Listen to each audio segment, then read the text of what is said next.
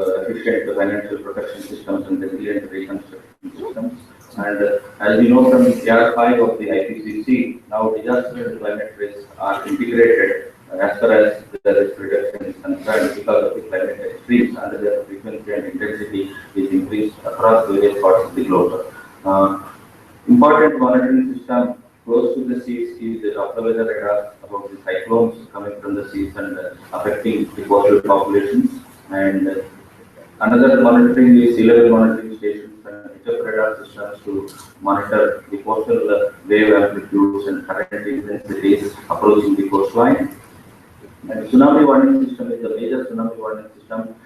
Best of it, state of the art, is implemented by India. Details of it we will have a separate session during the day on dealing with the different components of tsunami warning system. Here, important thing is we have a system to confirm the amplitude of the tsunami wave from the abduction zone reaching the coastline of the North Indian Ocean.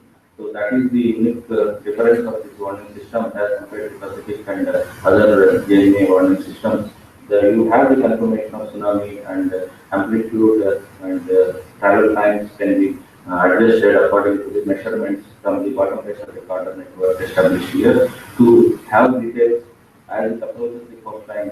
Efficient guideway network is there, and efficient communication systems and different aspects are also built here. And details of this will be presented by other colleagues during the course of the month. On cyclone monitoring and prediction and landfall prediction, the 5 days advance systems are built and operated. All these forecasting systems are closely linked with the emergency response systems, both at the central government level and the state government level, by which loss of life has been minimized to the reach as far as the coordination, the emergency response teams, and the warning systems we have built. That has been the achievement of India in recent times to minimize the loss of life in all these things. And the next level of improvement to the early warning systems is we have to quantify the impact of the likely hazard associated with the cyclone or tsunami. The quantification of the impact or impact forecasting is the next line on which the Indian scientists are working. And associated with the tsunami warning system, Samsung modeling system is also built because the same coastal inundation infrastructure and the inundation modeling, etc., all that background information will be used for Samsung modeling as well. Because of the forcing for tsunami waves and Samsung is different. Once the forcing is generated by different modeling systems, inundation can be used, the same inundation mechanism can be used for quantifying the impact of storm surges. We have a separate website for storm surges and sea level rise, both from satellites and the sea level guideway stations is established in India. Another important area of India is serving is on the district level agrometeorological advisory services to help the farming community about the adverse weather conditions and plan their agricultural activities. And as far as the cities are concerned, we have started city scale forecast system about 6 hours in advance. Warning systems are set up that is covering at the moment about 324 major cities, and gradually with the advancement of the Doppler weather radar network, whole country, all major cities will be covered under the warning system. But we have to build the response system for heavy rainfall the way we have built for the cyclones, tsunamis, and other warnings. So another area of important development is the air quality forecasting. So far, we have been monitoring the air quality in different cities and industrial sectors, etc., of the country. But starting with the Commonwealth Games 2010, we have built an air quality monitoring system across the city of Delhi, and this system has been extended to Mumbai and Pune. Gradually, this air quality forecasting mechanism will be built across the different important cities of the country by partnering with central pollution control boards, state pollution control boards, and the state governments and the urban corporations, etc. And towards improving the quantification of the impact, taking the forecast, we have developed some systems based on the high wind speeds and the chances associated with that. Once we have the socioeconomic data about crossing and the type of housing which is available, we can quantify the levels of destruction, anticipated destruction to poor housing, hutments, tile roofs, etc., asbestos sheets, roof structures, and the crops also different crops, bananas and paddy and different crops. So they have a different resistance level and inundation level to survive. Depending upon that information, the area of different crops, acreage of different crops is provided. You can generate the inundation and damage quantities. From the storm surge inundation overlapped into the coastal areas, you can even know the depth of inundation, maximum areas of different spatial distribution of inundation, etc. And to make it the emergency response more effective, the village level populations are linked to the cyclone shelters where relief measures are organized to place the people of the affected zones safely till the hazard period disaster impact is minimized for the region. These are some of the steps which the government of India has built different systems which has to be implemented in different states. As far as the hazard maps are concerned, hazard maps are available for different hazards. This one particular map for cyclone hazard, wind hazard has been shown for your appreciation. Similarly, for different river systems, flood inundation modeling setups have been made and make that more effective to go to the levels of street level in the coastal cities. PDGAS has been used to generate more quantified information across the different streets, possibly for two districts of Tamil Nadu, Kadalur and other neighboring districts. This data set has been generated. Slowly we are developing this 3D data set so that street level inundation can also be assessed by overlaying the inundation layer computed from the hazard models of tsunamis and storm surges, etc. And we have other areas of working to minimize the shoreline changes and coastal erosion, etc. And these are some of the areas which I wanted to share. Thank you very much. Now I request our distinguished colleague from Brazil to share with us their advancements, particularly Dr. Marias, to share his knowledge and experience on various hazards dealing his institute and his leadership. He has worked as director to Tifac, which is the National Environment Center in Brazil, and I have great pleasure in inviting him to this honor. Dr. Marias, please.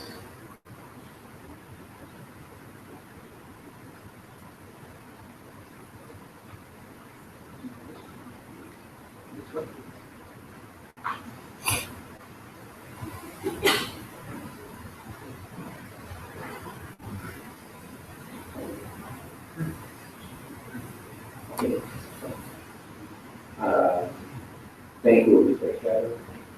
Thank you, Mr. Chairwoman.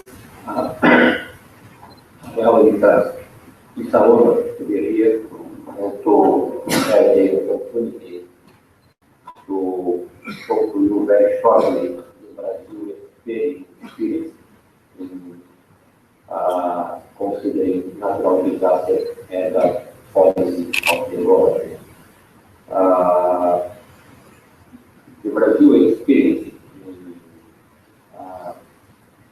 to take the natural disaster for government policy of government is very short. In fact, at this center, now where you are in monitoring center of natural disaster has only 4 years of history. Historically, most disasters in Brazil are frequent, but small-scale disasters. Not having a history of large-scale, high-impact disasters led to a false conclusion that disaster risk was not high in Brazil.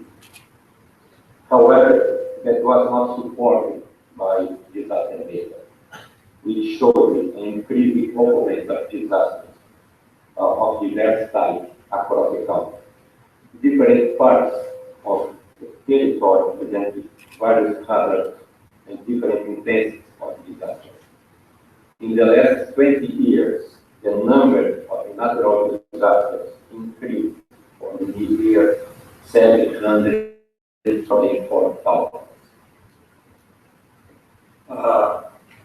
As many tropical places, the impact of intense drought on agriculture, water supplies, irrigation, by large disasters which affect most people in Brazil. Mass movement, especially landslides, affect relatively fewer people. They, along with flash floods, are more lethal, account for more than 90% of fatalities.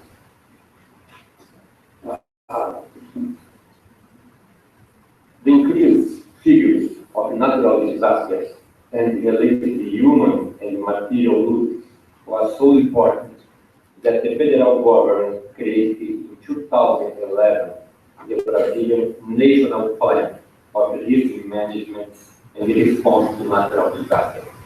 This slide shows more or less how this plan was designed.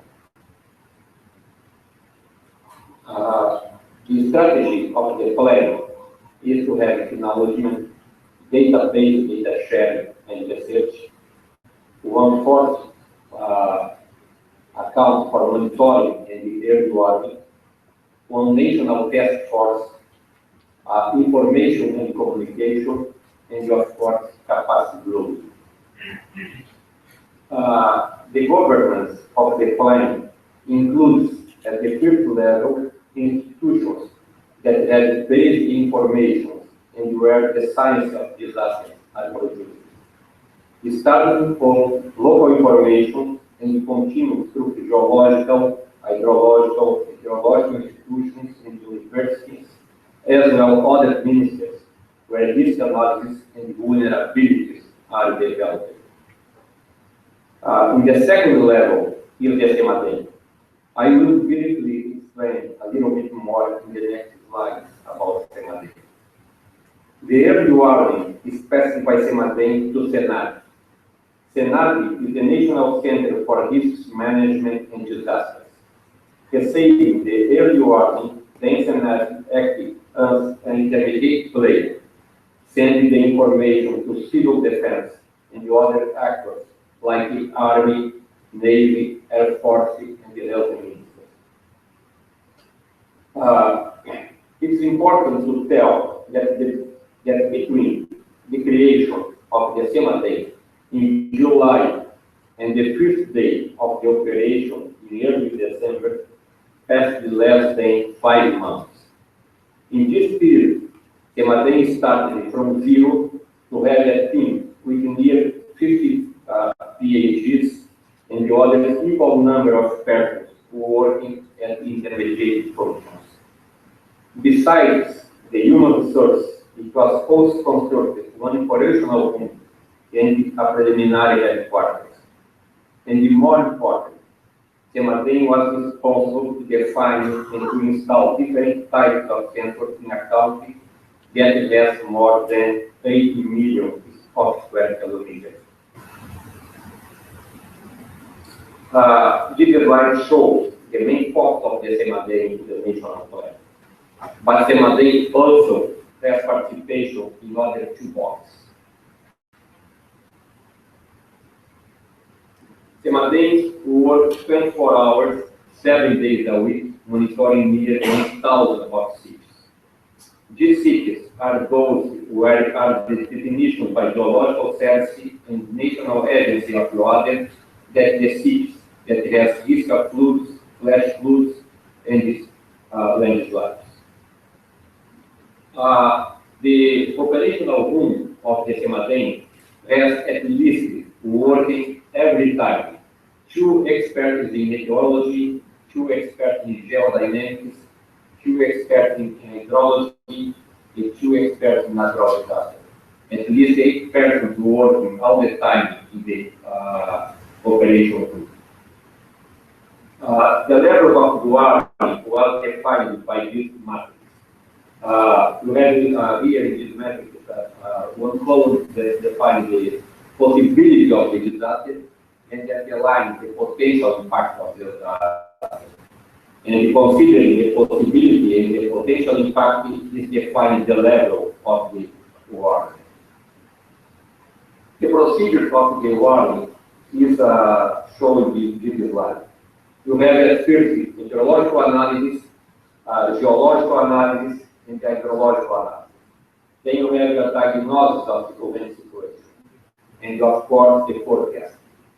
Then the construction scenarios, processing the risk, and the stated decision by a multidisciplinary team. This is the importance that Brazil did to implementing an observational network. There are other networks operating in Brazil. For example, the National Water Agency has more than 2,000 of hydrological stations. The Meteorological Service has near 1,000 of weather stations. The Air Force has other 15 meteorological radars. Important to say that all data from these different sensors are arriving in real time.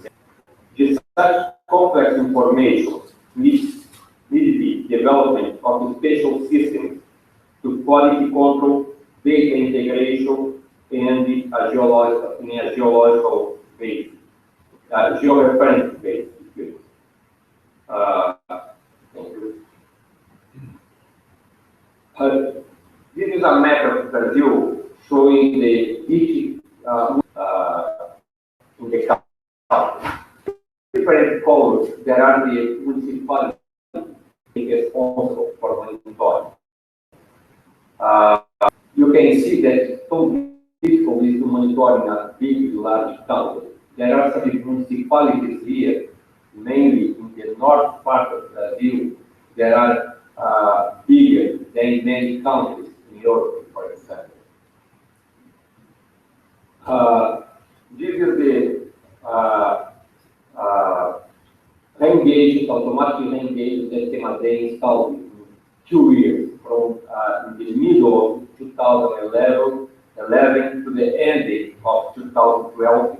CEMADEM installed a network of near 5,000 of re-engage. This is the CEMADEM network for hydrological stations. This part here is the part of Brazil that they are so dry. And I will show briefly in the next slide how this part is considered by CEMADEM as a natural disaster. Well, this is the network of CEMADEM, the center of CEMADEM that we will install in very few years. I consider that is the most successful, for example, how you can get from zero to a considerable network. This platform, Salvar, was totally developed by our technicians. Computing resources are fundamental to monitor natural disasters. Two main concerns in this subject are: one, how to represent big data spatial variables following standard of projected relational models that allow the decision for everyone.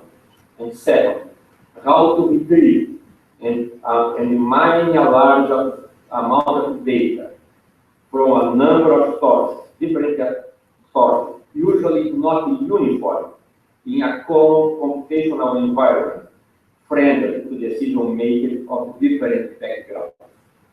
The platform named Salvar, that means Alert Visualization System of Areas Under Risk, is a web-based computational system developed at CEMADEM.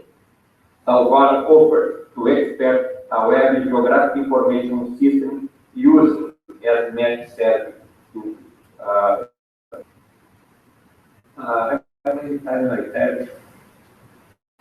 okay.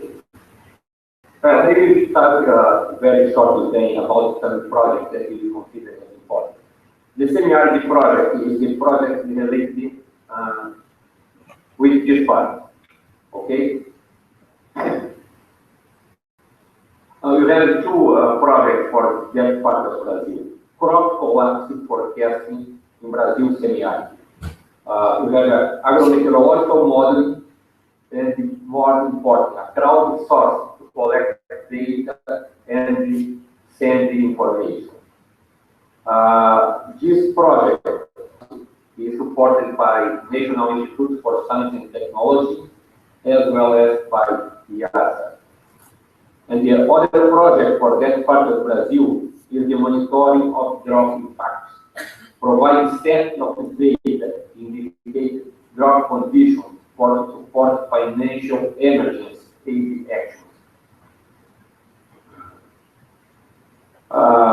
This monitoring of drought impact has mainly three axes. One is the Idrim model that accounts the number of days with that needed depth. The second, the surface observation, integrated data set of precipitation and remote sensing. Another big important project that we started 2 years ago is to consider the level of the reservoir that is used by the São Paulo state. You know that in São Paulo state there are more than 14 million people living in the city. And during the last 2 years, you have very dry seasons that the level of the reservoir was so low. Also, and you consider this also as a natural disaster, and you do forecast for the level of the reservoir for the next 6 months. And you have also two important projects that is related with education. The Semadrem education has the rain gauges and the community project, that the goal of this project is to introduce a culture of awareness of natural disaster risk in Brazil, involving the population living in areas at risk. More than 1,000 rain gauges were installed, and it is important that these rain gauges are operated by the community. And the other project is the project in schools. The main goal of this project is to contribute to generation of a culture of risk prevention of natural disaster, sustainability, and resilience through environmental education. Thanks.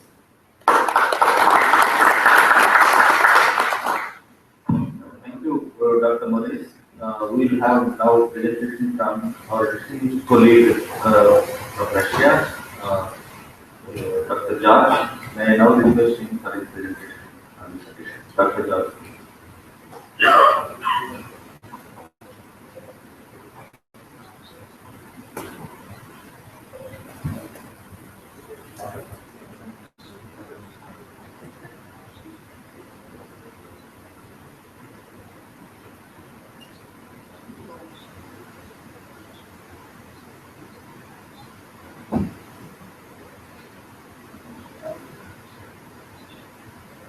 Dear colleagues, I am very glad to be here and to give just vision of Brics, of Brics point, Brics priority area of prevention and integration of natural disasters, which is on so big and so high level of conference.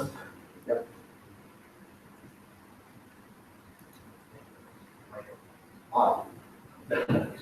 And this is yes.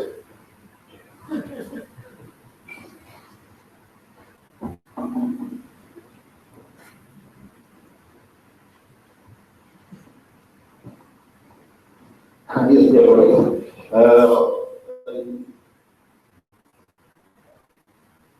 For this presentation, this presentation was around more scientific and position of our partners in the sphere of Brics. And my presentation is more administrative and more more governance level of our future efforts and our future roles to combine our proposals and our ways to in our pivot areas.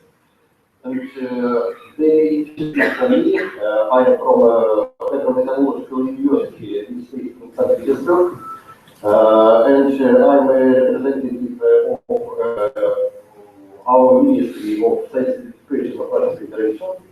And for me, this week is a week of weeks, because Monday morning, I had a small local meeting on Brics problems in the frame of our pivot areas in St. Petersburg with our native users and our universities which work in this area. 2 days after this week, I was in Moscow because we had 2 days of ministerial meeting of 6 countries. And yesterday, our ministers of our countries think new working plan and memorandum of development of our activities in remote areas and other areas of science to develop our scientific activities of some countries and to disseminate our activities and our results to abroad, to our friends and to other countries.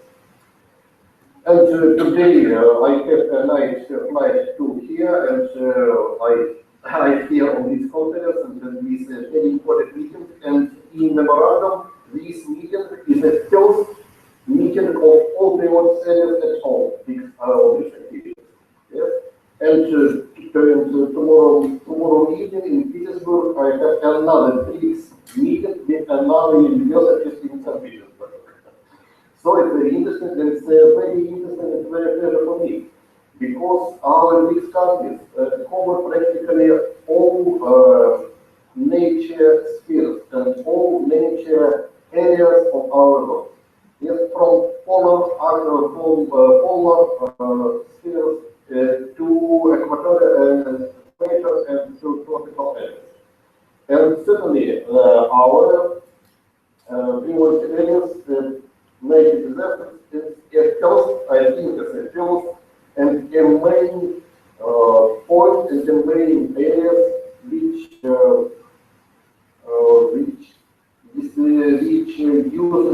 very important for all of us. All our countries has a coastal zone. All our countries are open to world ocean.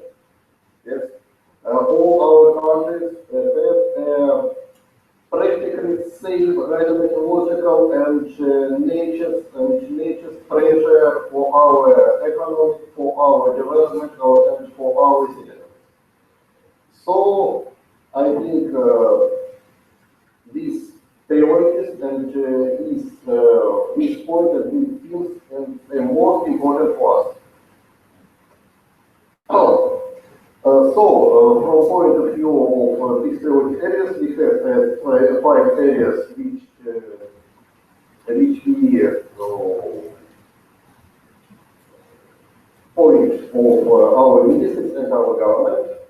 And by the from point of Russia, all each priority areas have a contact point of some scientific or scientific application application. And in priority areas of prevention and mitigation of natural disasters, my university, Brics University, is a contact point and is a leader in Russia of these priority areas and these activities. So, on this meeting, which was yesterday, were 4 main common positions of function and coordination of Brics contact points and Brics activities of priority areas was points. Organization of activities of the group of Brics countries and our region as a meeting at the first seminar of our working group. The conclusion of schedule of activities and meetings to coordination of contact points of these countries, developing tools for coordination and collaboration of contact points of all these countries, and determination of focus on joint projects in favor of a certain high priority direction. After work in Russia, our universities, the contact points of our priority areas, can propose for discussion for all and propose for all to some names, some lists of topics which are most interesting and most important for us. It's not a full list. It's not point that only this list of activities is interesting for us. We open for all. We open for all activities and open for all teams and spheres of in frame of priority areas. It's only our proposals for combine of our activities in these fields. I list of these fields and organization with confidence send this presentation for all which want to see and want to know this proposal. It means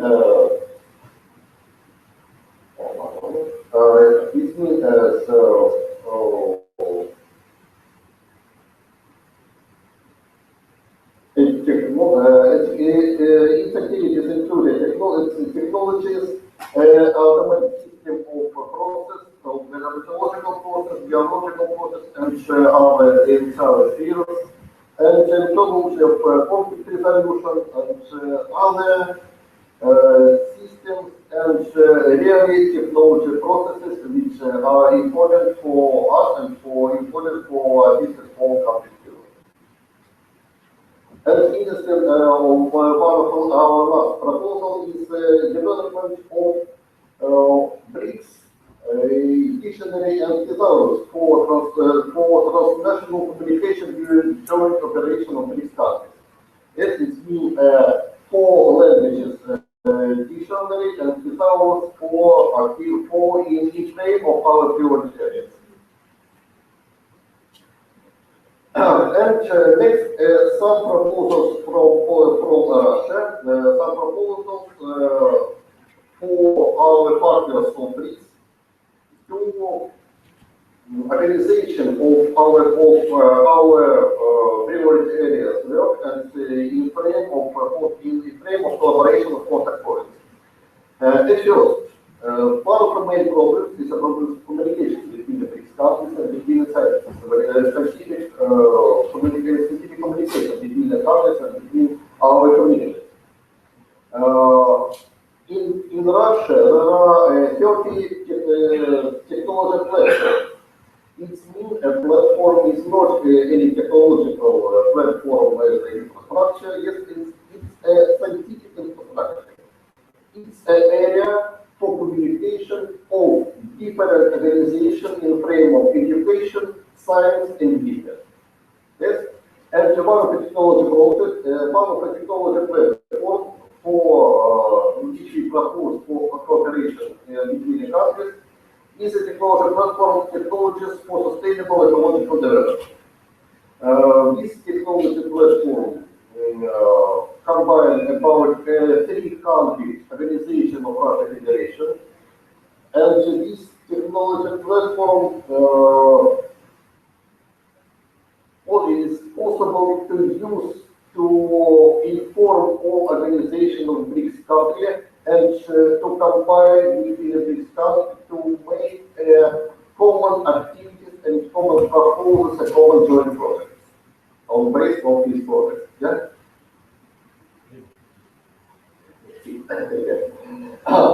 So we have a website of a technology platform, and we welcome for all to include this information.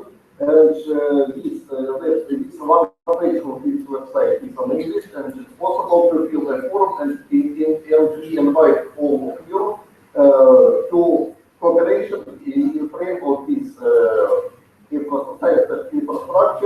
to make a joint project between all countries which interested for us. Second, it's need to prepare a better plan of next year to, as a part of Brics framework program, which discussed last day on this meeting. First, prepare a list of support project proposals on behalf of consortium organization from 3 or more Brics countries. It's a joint consortium, a joint project between all Brics countries. It's a high level of our cooperation, but at least a 3 Brics countries which have a same interest, scientific interest of priority areas. It needs to form a joint project is possible to us to support from Brics Research Innovation Platform, Scientific Foundation, and Brics New Development Bank. And our priority research should have meetings in different Brics countries, and one of possible platforms is a conference. Certainly, it's a big conference between which invite of main of all countries of the world, and certainly these countries. First meeting is here on a World Conference of Native Disasters, and we propose maybe next second meeting of these countries make in St. Petersburg in August next year on a joint conference managing proposed politicians and communities in the change and journey. I have a flyer of this conference, organizer of this conference is Rush Academy Science, and we invite all of you to take part of this conference, and I send this flyer to registration, and all of you can see this flyer and can see main dates and main themes of this conference. Okay, thank you very much. And thank you very much for the lesson of the conference and for you. Thank you, Dr. John. We are very grateful to you for agreeing to host the 3 course conference and inviting participants from India to take part actively in that. Thank you very much. And we will have now a presentation from another distinguished colleague from Brazil, Morengo, and he has been varied experience working in distinguished positions in Brazil and had postdoctoral experience in several institutions from the United States. His current interest is on geoscience with emphasis on meteorology, working mainly on the issues of the Amazon, Northeast Brazil, climate change and climate modeling. Over to Dr. Morengo, please.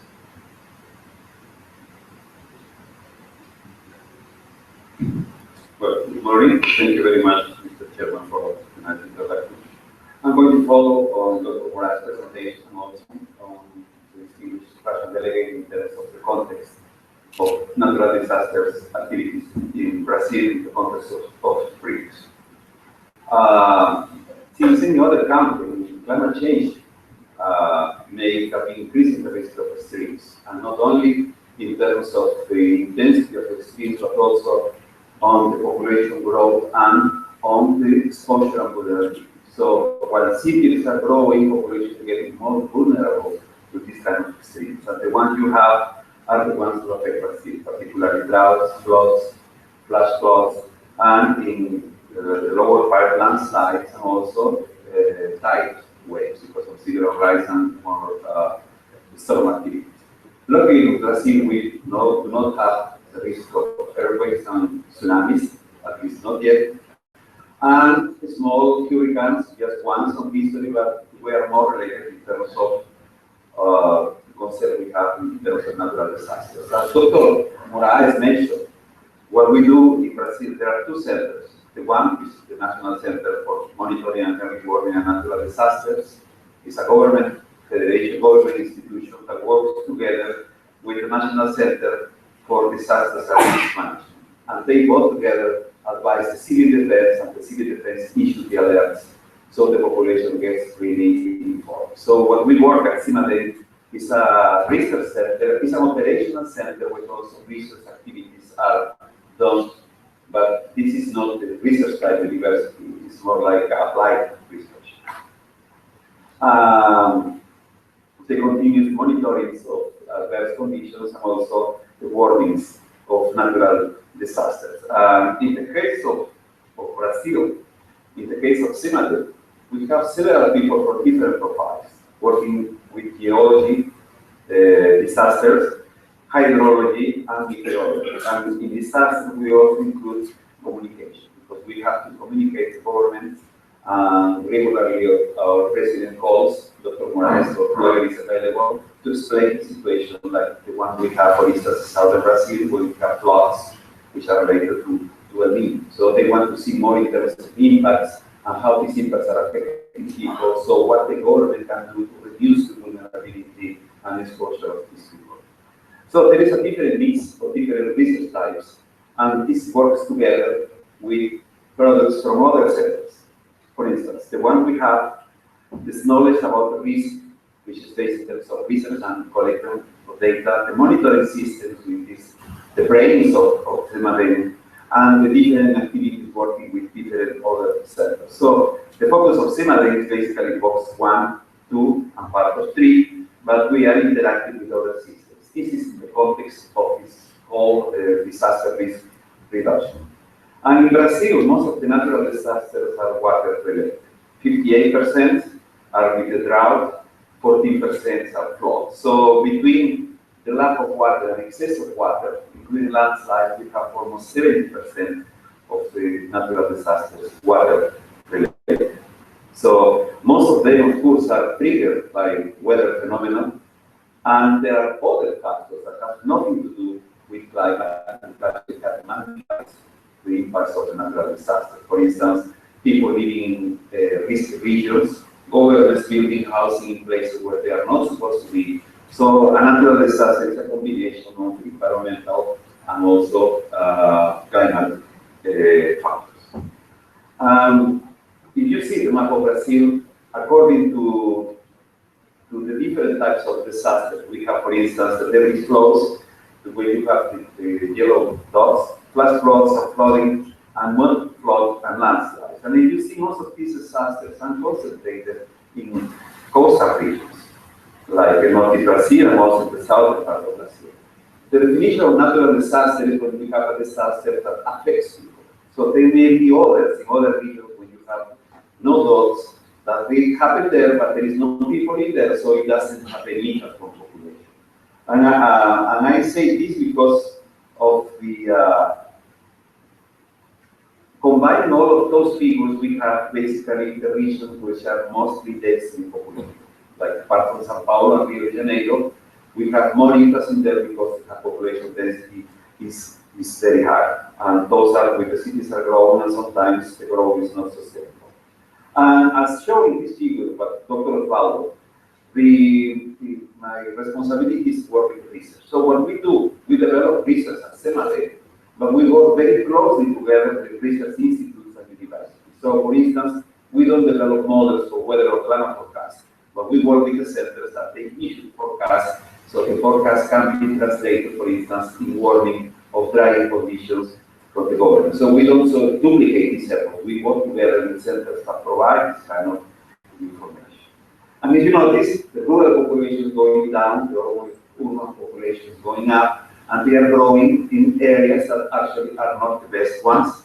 Like for instance, we have to your right, the natural disasters in January 2011 that killed almost 1,000 people. And because of this phenomenon, our president decided that Brazil has to do something in terms of to avoid people dying every year because of summer landslides. And that was the creation of CIMADEN in 2011.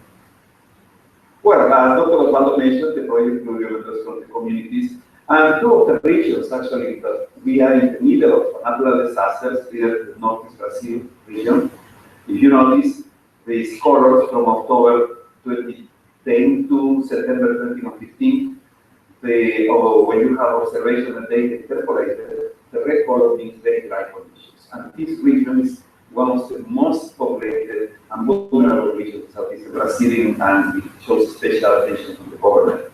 So you see the dry condition going since 2011 and still going on now, which is what's called a multi-year drought. And the monitoring vegetation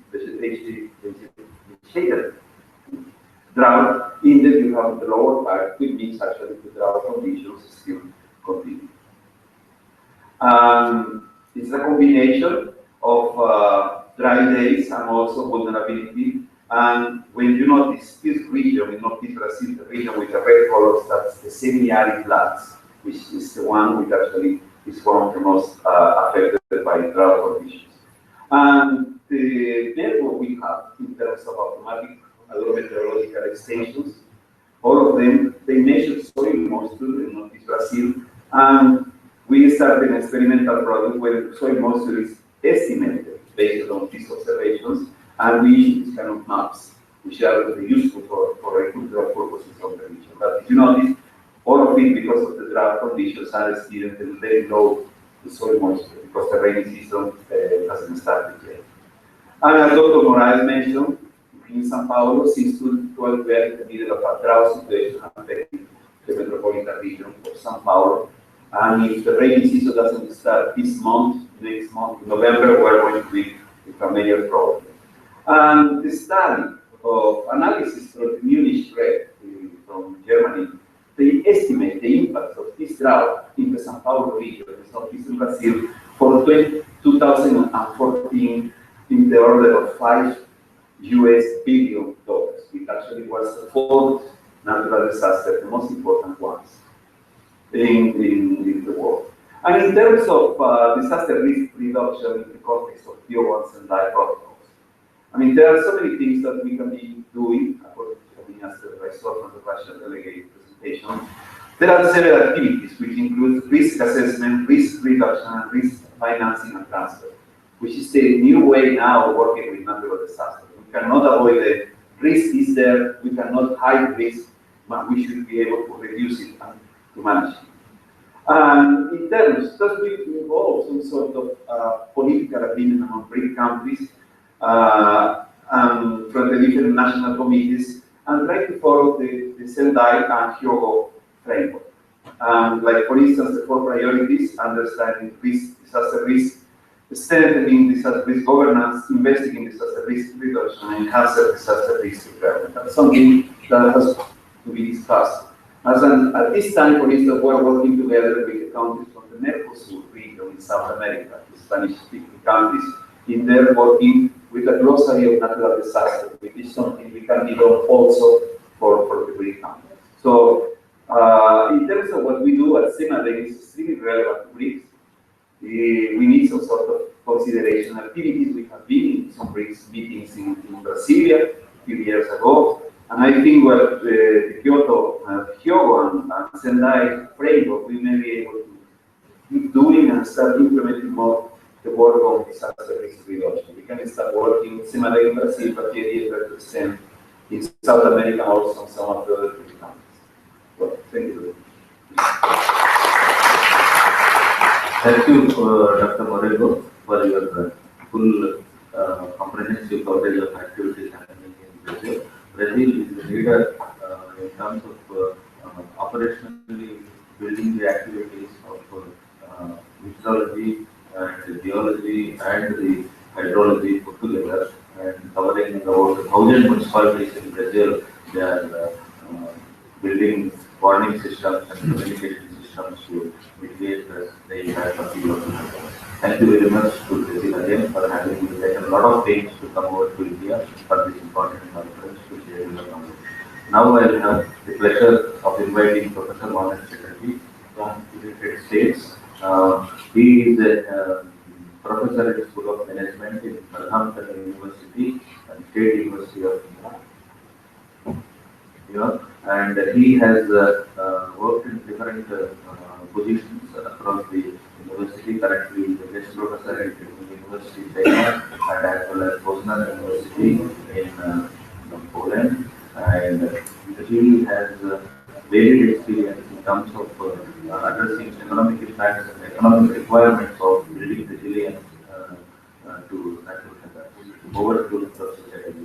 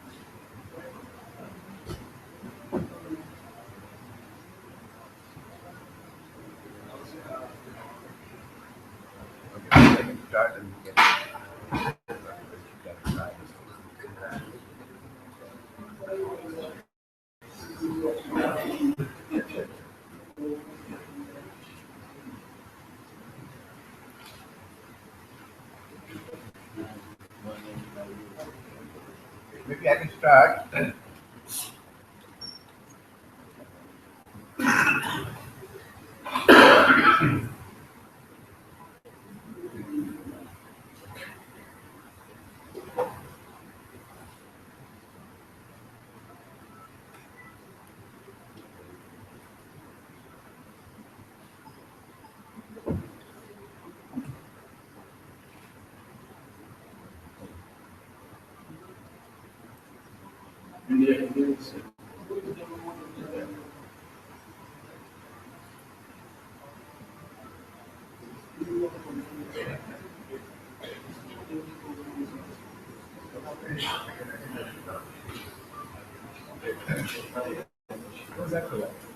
We have some.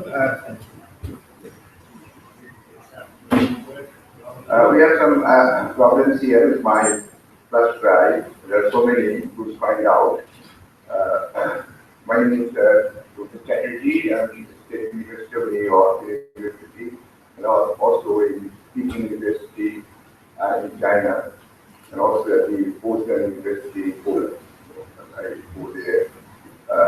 The topic, the title of this session is Vision of Brics in the context of Sendai framework 2015 and 2030. So I think it would be good for me, first of all, say two things about what is Sendai framework. First, let me say of the big countries, the big countries, the nation of big countries, China, Russia, India, and Brazil. And I did some work on big countries in Poland with a group of scholars, but not to escape to Sendai or the disaster management, but there's the relationship of big countries with Europe and India. So the Sendai, although the Sendai framework is related to both countries, the countries of our particularly developing countries. And I just wanted to say 2 points about the Sendai.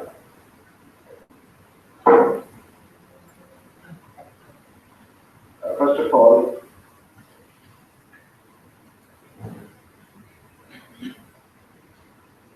I'm also aware of the problems of disaster management, not only in India, as a native Indian outside country for many years, but also have knowledge about the Chinese situation, because I go there often. I know how they feel about the Sendai framework. I'm not going to be their spokesman, but I know the situation there, how they're thinking about the Sendai framework, how they relate to their countries, and if we get a chance, we can talk about that. In the case of Brazil, I am involved. I also beautiful presentation we had before, but the I don't have too much ability to discuss anything about it, except that I'm very involved in the urban regional problems in Brazil, and then I like to try to say two things. With respect to Russia, this is also there for many times as an expert, as an advisor to the projects there, and the Russian scholars has discussed some of the things. If I get a chance, I want to say a few things about the Russian situation. But this, well, just let me first discuss what is the Tifac-Idrim document. Many of us here maybe do not know what it is. So first of all, the emphasis of the disaster management, I call disaster management risk management rather than disaster management of that. That's the Tifac document, risk management rather than disaster management. And they have some targets and goals, and they have to they also consider the natural and man-made disaster. But in my judgment, the entire document will not address all types of disaster. They are very much targeted to natural disasters. But in my judgment, we should take other disasters, human disasters, the question of migration, the question of terrorism, the question of the gender discrimination, the question of regional inequity, the question of nuclear energy, possibly the disaster. Those type of things were not taken into consideration in standard, at least explicitly in standard declaration. And we need a more comprehensive list of disasters rather than the natural disaster, which we discussed mostly in the Idrim region and all of the a more comprehensive list of man-made and natural disasters, not only directly man-made as terrorism and natural disaster. We have done some work in this area, and we can discuss individually with people who are interested in that. And also the question of technology and disaster. Technology is high, the computer hacking, this type of thing is also a big thing. And also technology and disaster. That is another subject which should be included rather than only earthquake and that type of thing. Because this whole area of disaster is very much interwoven with social, political, economic, cultural, religious. What's the reason? A long time ago in 2004, I, with the help of my colleagues, organized 2004 the meeting on tsunami in Sri Lanka. And I was surprised to see that Sri Lanka's problems were not so much about providing help to people. It's a mostly political thing. And how politics, violence, and question of ethnic minorities and like that, how they get involved in disaster. This is the most important thing to consider. Although the Tifac document indicated that, but they are not really explicit on those things.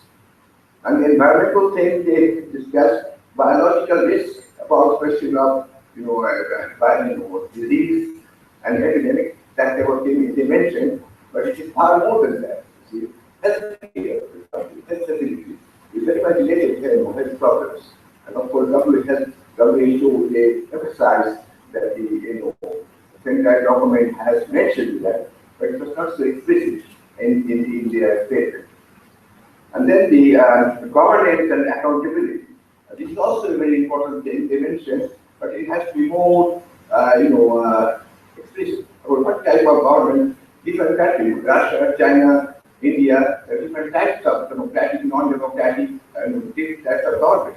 So the question of disaster management, how they're related, very much dependent upon the democratic system, governmental systems. We need to address that accountability. Who is accountable? How is it taken care of? That type of thing is not mentioned in Tifac document. The question of cultural heritage, culture and heritage and disaster, they mentioned that, but they obliquely omitted about what type of culture, whose culture, tribal culture or majority culture and minority culture. That is a very important subject for us to discuss disaster and cultural thing. And then the international cooperation. Usually we have a feeling that at the time of disaster, international cooperation is a very good thing. But many people are finding out in that international cooperation is not necessarily the best thing. It's very important because the people, government, they know that there is a disaster, great cost will come, this will come, so they don't want to spend money on that.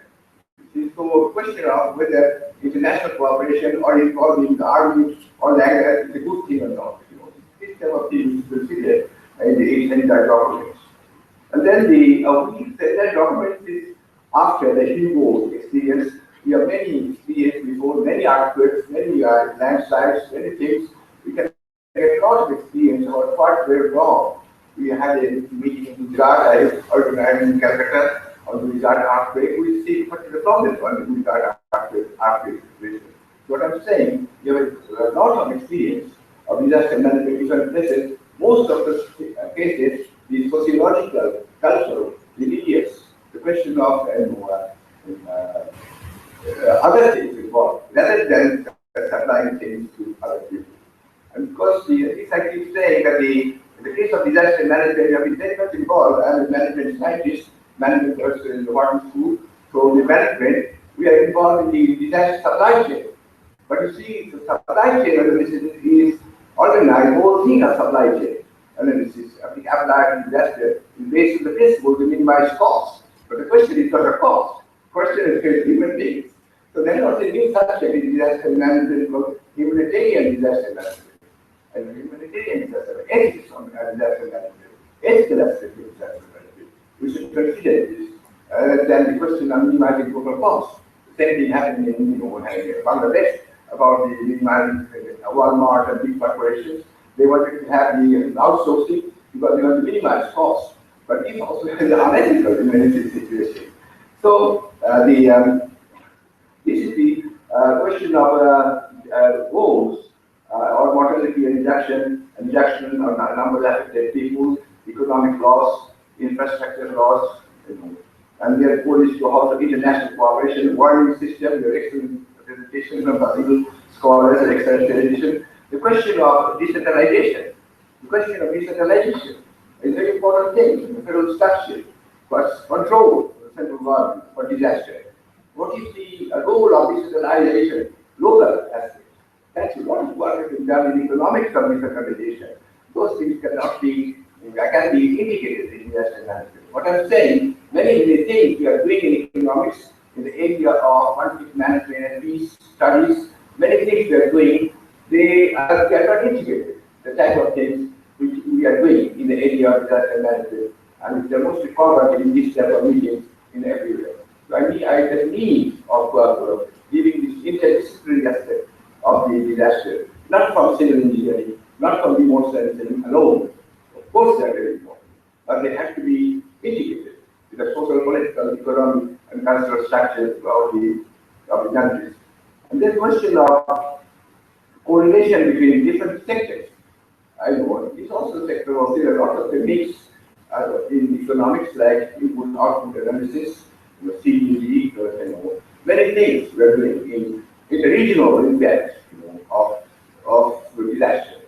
But you see, I did not see any money, maybe I didn't look enough about the application of different techniques of management science and regional science in disaster management. So this is a good thing for the people who are in economics, and should be interested in that. And disaster development is a very important thing. The disaster, and development. Disaster is a result of development. So development and research, development and disaster is a very important subject. A question whether more developing countries, more growth, and that type of thing, is necessarily leads to disaster or not. This is a good question we should need to discuss. And the level of development and the process of development.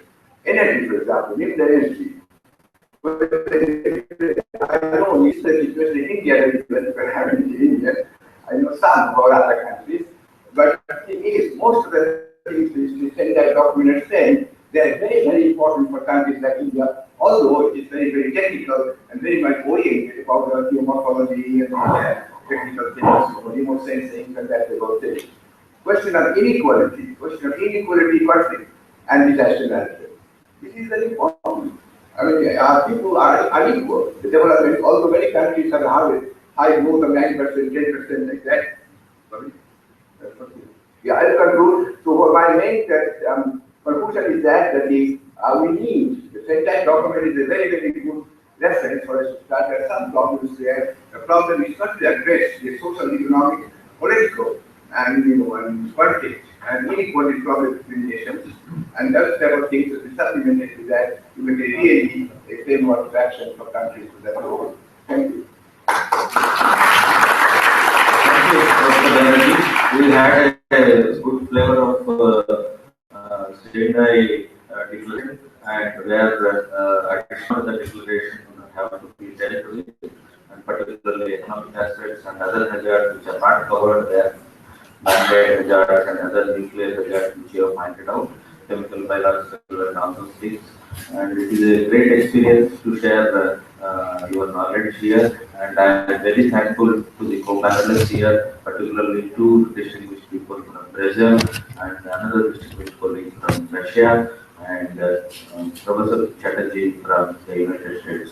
We had, due to paucity of time, we have not conducted the panel discussion and the comments from the audience. Now, let us show our full appreciation for our distinguished colleagues who have come all the way from other parts of the world to share their knowledge and experiences with us. Thank you very much. Thank you so much for the panel discussions and all. I would now like to just hand over the mementos to all our ladies on dais. So, maybe I would request our Executive Director, Professor Prabhakaran, to kindly.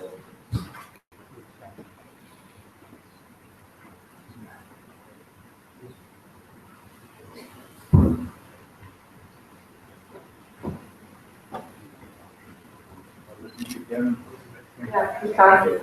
Take it away.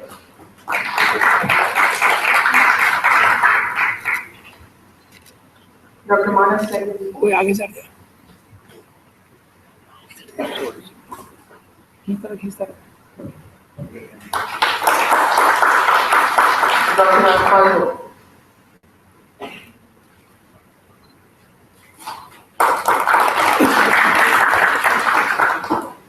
Dr. Jose Moreno.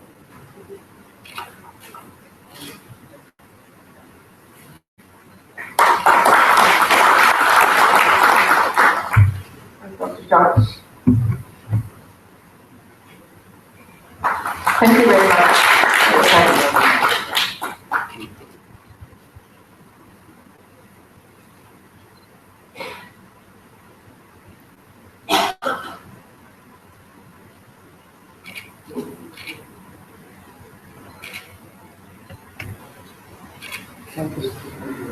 Before we disperse, Dr. Moneta would like to make a short announcement. I request Dr. Moneta to sign over.